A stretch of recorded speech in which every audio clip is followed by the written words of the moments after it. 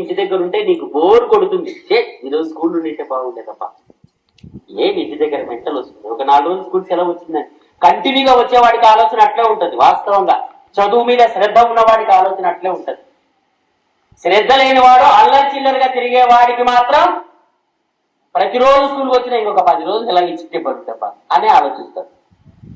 కానీ నీలో శ్రద్ధ ఉందనుకో ఆటోమేటిక్ గా ఇంకొక ఎందుకు సెలవు ఇచ్చినారు ఈరోజు స్కూల్కి పోయితే బాగుంటుంది అని నీ మనసు నీకు చెప్తుంది.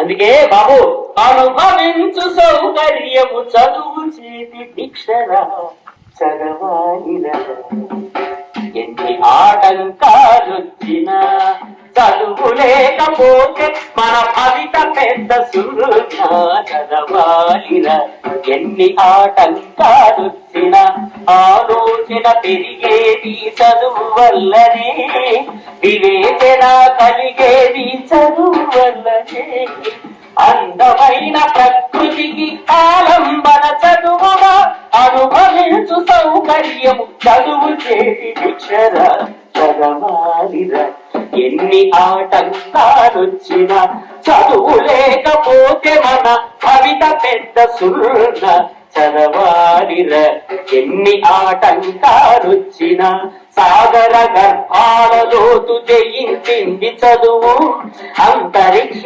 ప్రయాణాల ఆవిష్కరణే చదువు, మానవ విజ్ఞానానికి ఆలంబన చదువురా, అజరామర చరిత్రకు తర్పణమే చదువురా చదవాలిరా, ఎన్ని ఆటంకాలొచ్చినా చదువు లేకపోతే మన భవిత పెద్ద సున్నా చదవాలిరా, ఎన్ని ఆటంకాలొచ్చినా